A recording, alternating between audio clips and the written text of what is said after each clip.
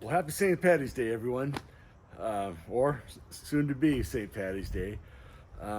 Every year, I like to get together and when I was in the fire department, I'd make pastrami for the guys for St. Patty's Day when we're working.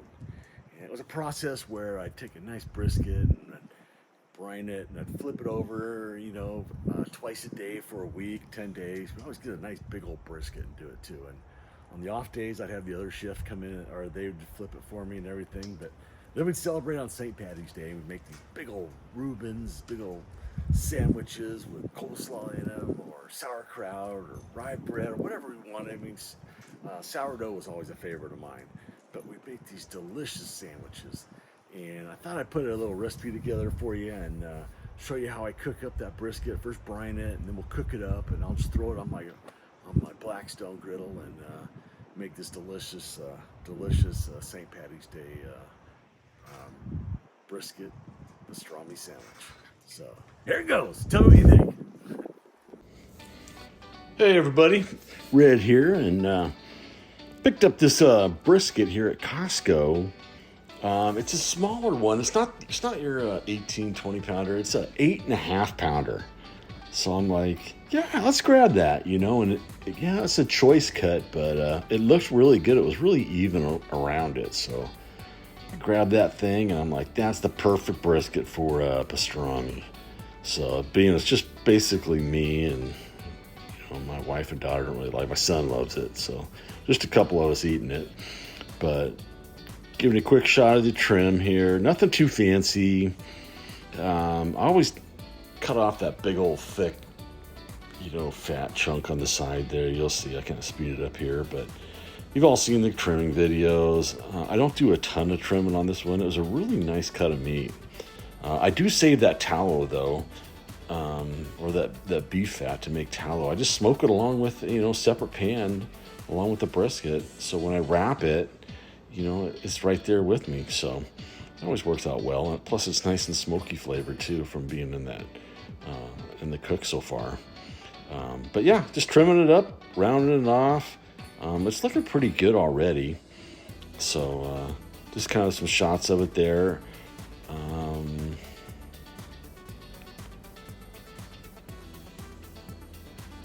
Yeah, looking pretty good. So my pastrami brine consisted of 2 quarts of water, 1 quart of apple juice. Just got that at any store there. And then I got 1.5 cups of kosher salt. And I try to use that Good Morton's kosher salt. It seems to work pretty good. And then I used 3 tablespoons of pickling spice. Just kind of grab that from in the bulk section. And then I had 3 tablespoons of the curing salt number 1. And it's that pink salt. I just grabbed that on Amazon a while ago, and big bag to last me forever. Then just the brown pepper or the brown sugar. Just used a half a cup of that. Pop that in there. And then probably half a teaspoon of red pepper flakes. And that's just enough to give it a little spice additive to it. But that's kind of the brine. And I just kind of stir that up good, and I'll heat that just until it's all completed, so it's all blended together. And that's what I'm trying to do. That's kind of the finished product. I'll let it cool, and then I'll go ahead and throw that on top of my brisket. I just used a big old aluminum pan for this. It kind of worked out good. So that's just kind of me. It covers it all the way. I didn't really need a plate or anything to keep it down. But it worked out really good. So just kind of threw in some ice, wrapped it with foil, and I was in hog heaven. And then I just went ahead and took it outside, and I put it in the outside fridge, just cleared a spot for it, and started flipping it twice a day for 7 days. That was my goal. Get in there and flip it 7 days, twice a day. So I got a couple shots of just kind of what it looked like after a couple days. Just brought it inside and got my tongs and flipping it over, and I really noticed that the meat was really getting heavy. So it's kind of interesting. It's kind of absorbing that brine and flipping it over. It turns a kind of a real funky looking, not gray, but it kind of dulls the redness of the brisket initially. So kind of a little idea of what happened. So I thought I'd get a couple days here. I grabbed my camera and grabbed it while I was shot it while I was doing the flipping here.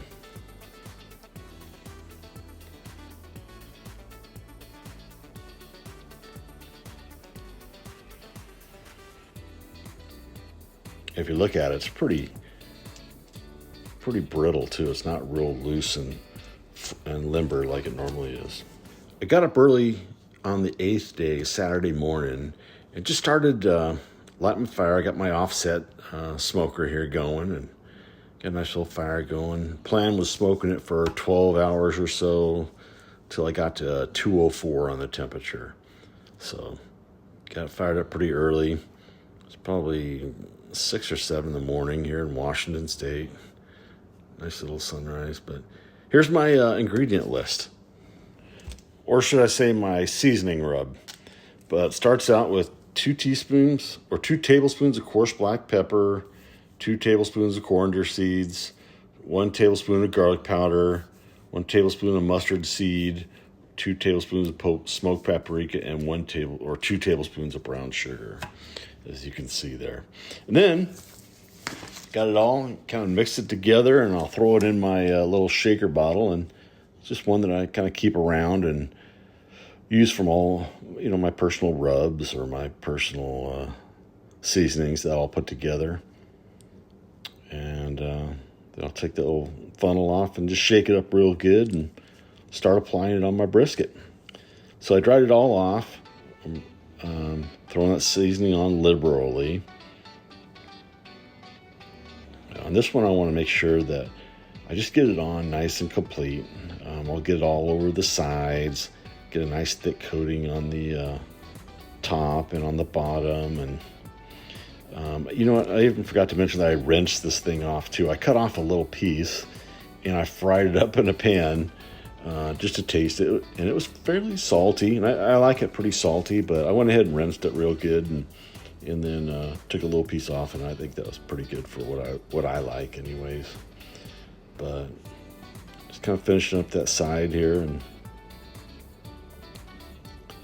flipping it over. You can see how kind of heavy that thing is. The thing went in 8.5 pounds. After trim and in that brine, I'll bet it was probably 9 or 10 pounds. But I was like, dang. So this is just me finishing up, getting all that rub on, making sure it's all good. Still early in the morning. Got the fire going in my offset smoker. Man, that offset smoker is a brisket making machine. So some more footage here.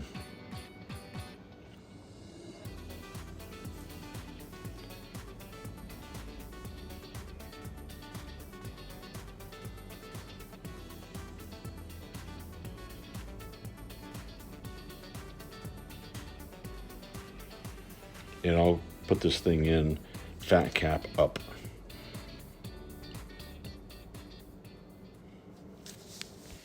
So this is me out at the smoker and throwing the brisket on. It was close to 8 o'clock before I got it on in the morning. After getting up and getting it out of the brine and getting all the seasoning together, the rub together, and getting it on and building the fire and everything. It was close to 2 hours later. So got it all on, smoking my old country Pecos offset. While I was out there, I stoked that thing up every 40 minutes. I set my iPhone for 40 minutes, and then I just run out there and check it. And usually it was perfect timing. I just throw in a split, and the coals remain really well. As long as you give it a little stoke, and I just use that long spatula. That's all I've ever used. And that thing's been golden. But I got a couple shots of me adding wood to it. I thought it'd be it's always kind of cool to see the fire management part of it. With this thing, with this old Pecos. I've been running this thing for years. I just got some fire bricks I lined in there, and that sure helps. Help it regulate that temperature. So, yeah, just moving it around, stoking it up. I think this had even gotten a little lower than I normally had. I ran to grab a breakfast burrito. And by the time I got back, the fire was down a little bit. So I was like, dang it, the breakfast burrito's got to wait. So anyways, I threw some more wood on it. It started right up, and then got right back up to where it needed to be. But yeah, this thing's a workhorse.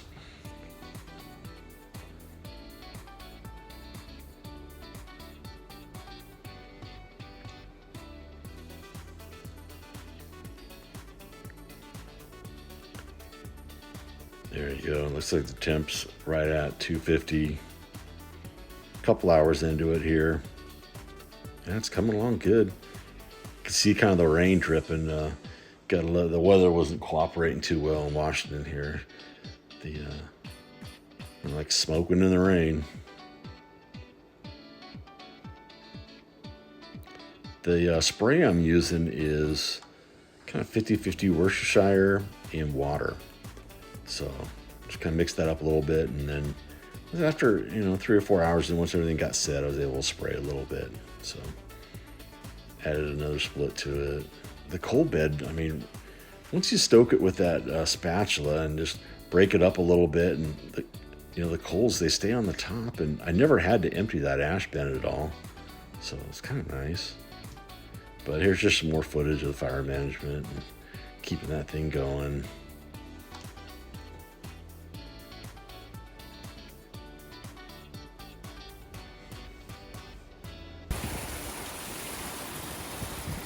Gotta love that Washington rain.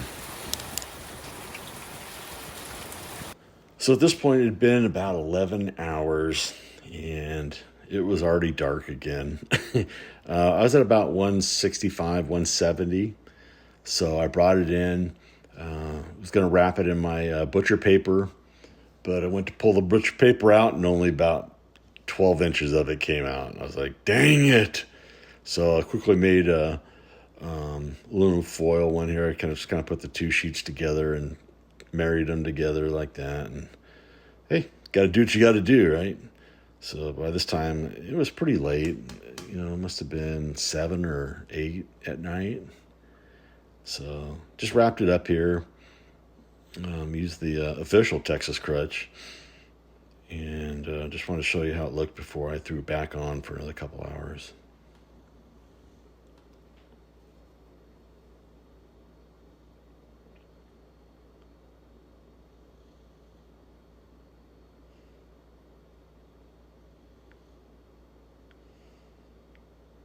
That beef tallow rendered down nicely too. It really did. So I was able to pour that on top before I wrapped it. But yeah, all snug as a bug in a rug. Okay, so now it had been another, 2 or 3 hours. So it was like a 13, 14-hour cook before it reached its temperature. Then I went and put it in the cooler. Left it overnight, and this is the next morning. So I'm slicing this thing up. There you look at that. Beautiful color. Beautiful color. I was so proud of that. All right. Got my pastrami. So then I sliced it all up. I cut out a bunch of the excess time it took to slice it. But man, this thing sure came out delicious. I'm telling you. Nice and moist and juicy. Even we put some in the juice there. Had to sample a couple. If you look at that juice on the right there in the aluminum foil, oh man, that sure came out well. After I was done slicing it up, I put it back in there and let it absorb that juices in and amongst it before I put it in my pan. And man, it was so impressive. Had a nice salty flavor and the brine with the curing salt and the brown sugar and then the pickling spice. It was very impressive. Very impressive.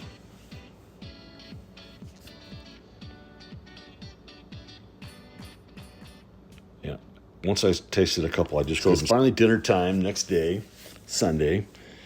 So I'm gonna make me a couple of these sandwiches here. I brought out my griddle off my Blackstone, threw it on the stove, and then my wife makes this delicious sourdough bread, and she makes all kinds of stuff, and from bread to bagels to you name it. She made a jalapeno cheddar. Fantastic. Anyways, got the bread toasted, buttered and toasted. Throwing my pastrami on, heating it back up, getting it all ready. And I'm making two sandwiches. One with the sauerkraut there, and the other one will be with the coleslaw. I just bought a bag coleslaw and made it up. But after I heated up the pastrami, I went and cut it into little bite-sized squares. Kind of how I like it. Threw some cheese on it. Has some provolone here. So I put the provolone on top of the sauerkraut on the left, and then the other one's just on top of the meat. Melted this stuff down beautifully, and then getting ready to put it on their bread here. So for the bread, I bought this delicious Russian Thousand Island dressing. I think Ken's Steakhouse makes it. Wow, is it good? There it is. And so I just slathered up those buns with that thing. And man, was that a nice little touch. So if you're a sauce guy, throw that stuff on there. You won't be disappointed, I promise.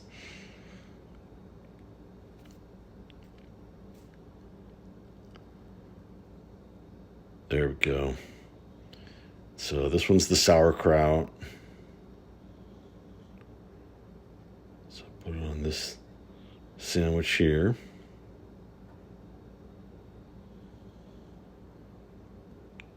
And this one is the coleslaw version, which I don't have the coleslaw on there yet.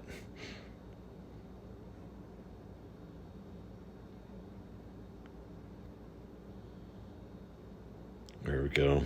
Grabbed it out of the fridge. Had a nice batch of coleslaw, nice and creamy. And once again, that's just the store-bought stuff, and let it sit in there a little bit, like a little softer.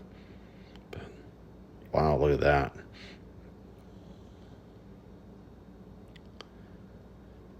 And then just finished building it.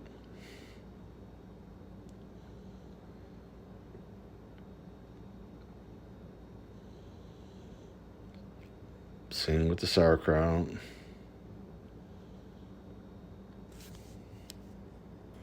Well, here we are, folks. All done.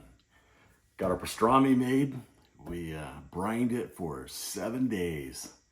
Man, 7 days we got that to where we want it, flipping it at least once, usually twice a day. Went ahead and smoked it up all day yesterday, 14-hour smoke on my offset smoker. But we got it ready now. Got some of my wife's homemade sourdough roll or bread. This one I have a little coleslaw on it, and this one I have the the sauerkraut on it. So I'm excited for this. Grilled them up on my little Blackstone there. Put some Russian sauce on there from Ken's. I think I showed it to you there, but man, I'm excited. Let's dig in. Let's try the old coleslaw one first.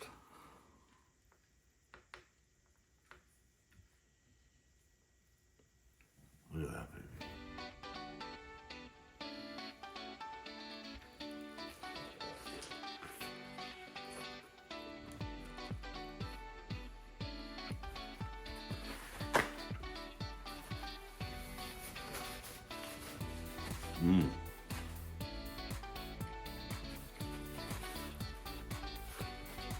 Super smoky.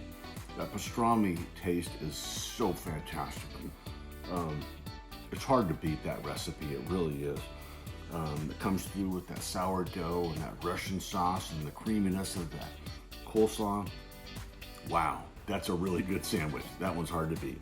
Let's go and give the one with the sauerkraut a try.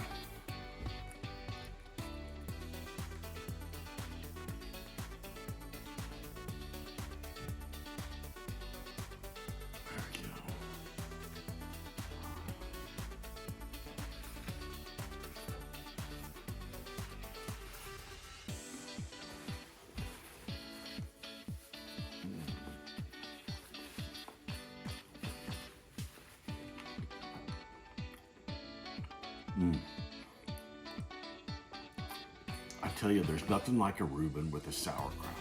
You know, the sauerkraut just adds a wonderful flavor to it. It really does. With the Russian sauce coming through, it just really complements the pastrami. What a wonderful sandwich. It really is. And then the crunch of the sourdough bread on top. Wow. It's hard to beat. So if you're in the mood this St. Patty's Day, you want to get a head start on some pastrami, I encourage you, give this recipe a try. I guarantee you won't be disappointed. And then when you're done, grab some of that Ken's salad dressing. It's like a Russian seasoning or Thousand Island seasoning. Superior taste. And then grill up everything together. Throw a little provolone Swiss cheese on there, whatever you like, and then enjoy. Well, I don't know about you, but I'm gonna finish both these sandwiches here. So thanks for watching. Please like and subscribe, and then until next time, let's keep eating.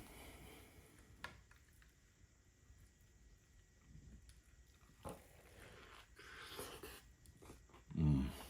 Mm.